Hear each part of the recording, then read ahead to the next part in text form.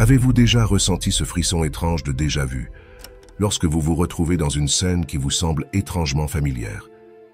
Ou bien, avez-vous pensé intensément à une personne pour la croiser quelques heures plus tard, comme si vos pensées avaient le pouvoir de la convoquer? Et que dire de ces moments où vos pensées semblent prédire un événement à venir, comme si vous aviez un aperçu du futur?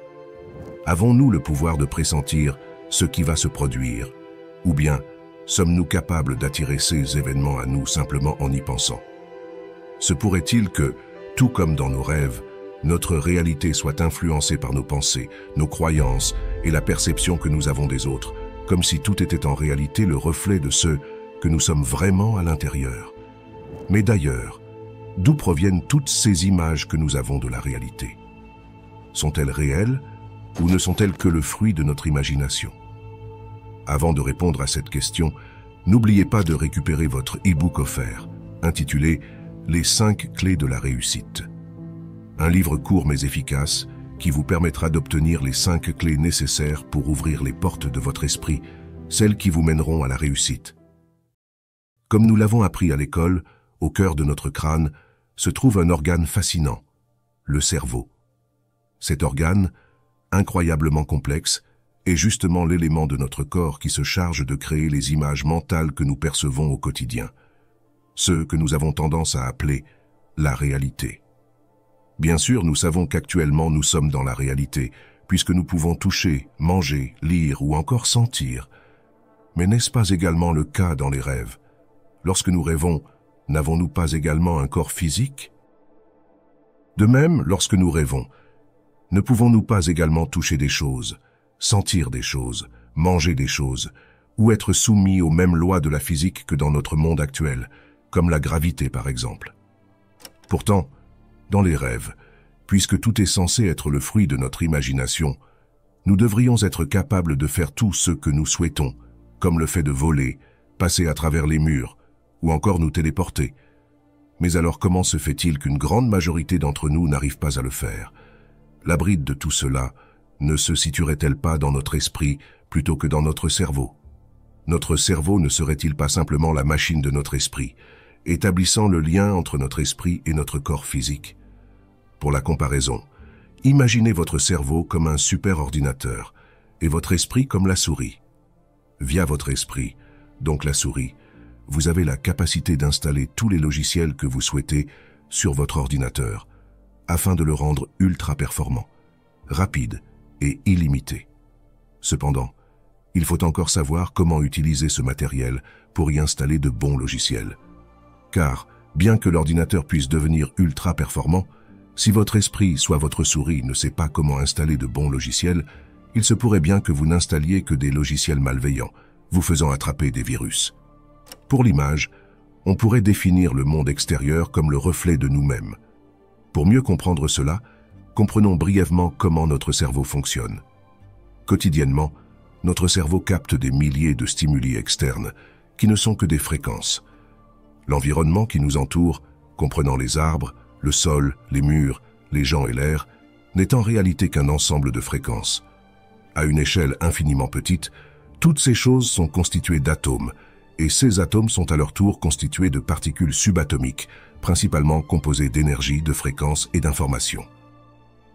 Ce qui est encore plus fascinant, c'est que notre cerveau est lui-même constitué de ces mêmes éléments. En d'autres termes, il est constitué des mêmes éléments que notre environnement, à savoir de l'énergie, des fréquences et des informations. Ce champ d'énergie compose et traverse donc tout dans l'univers tel que nous le connaissons. Notre cerveau, qui se charge de convertir ces signaux en images mentales pour nous donner une perception de la réalité, doit donc effectuer un tri drastique.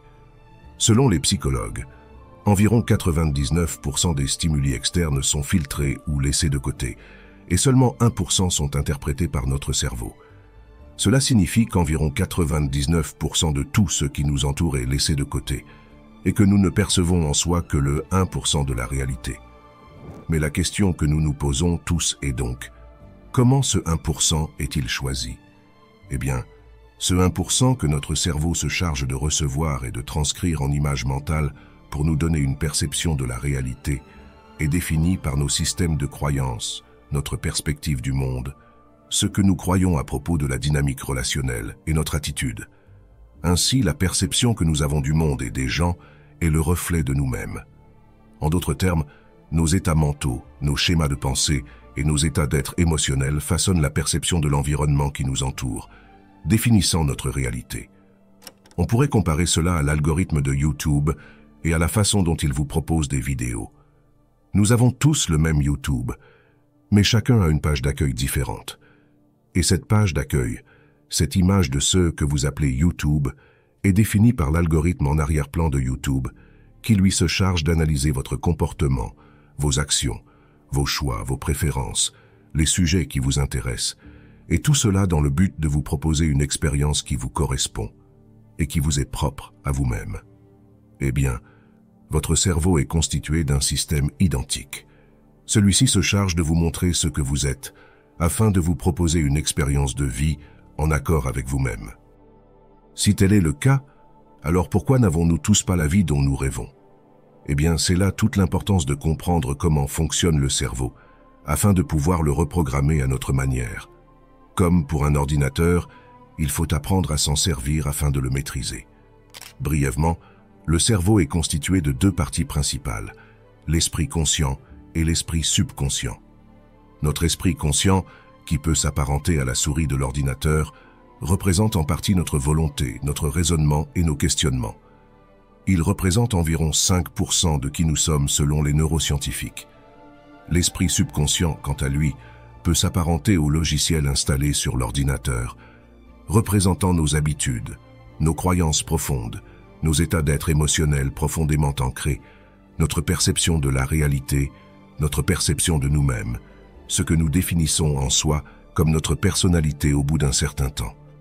En bref, toutes les choses que nous nous sommes répétées maintes et maintes fois, toutes les croyances que nous avons profondément ancrées en nous, toutes les actions que nous faisons par habitude, sont tous des programmes que nous avons fini par installer en nous.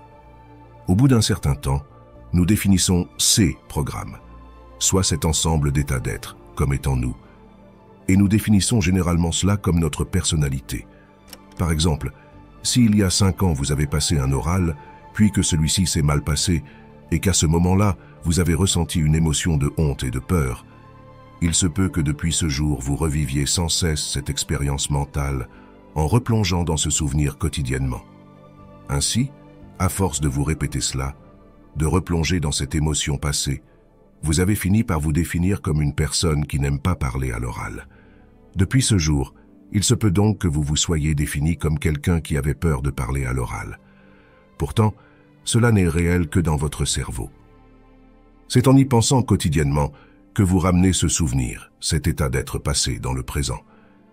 Et ainsi, juste en y pensant, vous ramenez cette ancienne version de vous-même dans l'instant présent. Vous l'aurez compris, c'est ici que réside toute la complexité de changer nos croyances, changer notre perception de nous-mêmes. Forcément, si cela fait 5 ans que vous vous répétez que vous êtes incapable de parler à l'oral, votre esprit conscient aura du mal à lutter contre les 95% de votre subconscient qui représente cette croyance profonde. C'est donc cette partie subconsciente qu'il faut reprogrammer. L'objectif va être de réaligner votre esprit conscient, soit ce que vous voulez devenir, avec votre esprit subconscient, soit nos états d'être programmés. Pour ce faire, il va falloir effectuer le processus inverse. Pour reprendre l'exemple précédent, voyons donc comment cette croyance s'est installée. Premièrement, vous avez vécu une expérience, soit le passage à l'oral, puis cette expérience s'est mal passée pour vous. Deuxièmement, vous avez replongé dans ce souvenir en revivant l'émotion que celui-ci a provoquée en vous, ressassant cette expérience dans votre tête encore et encore. Troisièmement, à force de repenser à ce souvenir, vous avez renforcé les réseaux de neurones associés à cet événement, et donc avec le temps, vous l'avez rendu très solide. Aujourd'hui, il est donc bien inscrit dans votre cerveau, faisant partie de vous. Mais heureusement, la neuroplasticité existe. La neuroplasticité signifie que notre cerveau est remodelable à l'infini. C'est-à-dire que le cerveau possède la capacité infinie de refaire ses circuits neuronaux à tout âge, en fonction de l'environnement et de nos intentions conscientes. Les neuroscientifiques appellent ce processus élagage et repousse, ou désapprentissage et réapprentissage. Selon les estimations, il faut environ 3 semaines pour que des connexions neuronales non utilisées disparaissent. Et à l'inverse, plus vous utilisez des connexions neuronales en y pensant, plus vous les renforcez. Vous comprendrez donc que pour supprimer de mauvaises habitudes, de mauvaises croyances et de mauvais comportements, il va falloir les désapprendre pour en réapprendre de nouvelles.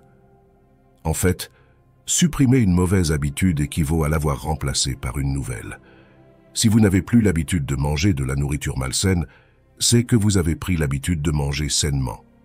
De même, si vous n'avez plus l'habitude de fumer, c'est parce que vous avez pris l'habitude de ne plus fumer. C'est pour cela qu'au début, tout changement d'habitude ou de croyance paraît difficile. Nous pensons généralement qu'en arrêtant de fumer, par exemple, nous allons ressentir ce manque pour toujours. Mais en réalité, si vous prenez l'habitude de ne plus fumer, vous n'aurez plus envie de fumer, parce que vous aurez pris l'habitude de ne plus le faire. Pour tout changement de croyance, d'habitude ou de perception, ce sont donc principalement les 3 premières semaines qui représentent la plus grande complexité. Et l'erreur qu'une grande majorité de personnes font lorsqu'elles essaient de supprimer une mauvaise habitude, c'est qu'elles luttent pour ne plus la faire, mais y pensent toujours. C'est là qu'il faut se servir de l'esprit conscient, soit de votre volonté, pour concentrer votre attention sur une autre pensée afin de vous détourner de celle-ci.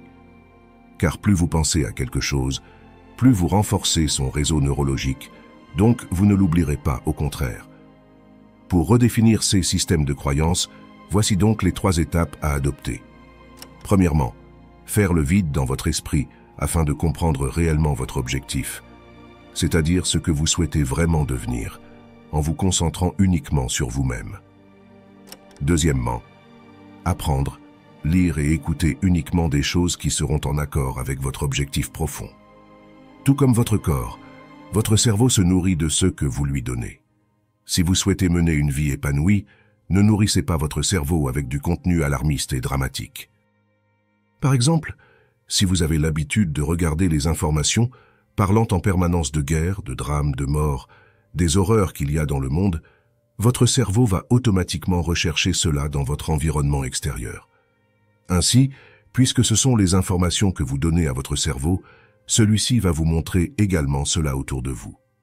À l'inverse, en regardant un contenu instructif en accord avec votre objectif, comme des vidéos sur le développement personnel ou des podcasts à ce sujet, vous ajouterez des informations à ce sujet dans votre cerveau.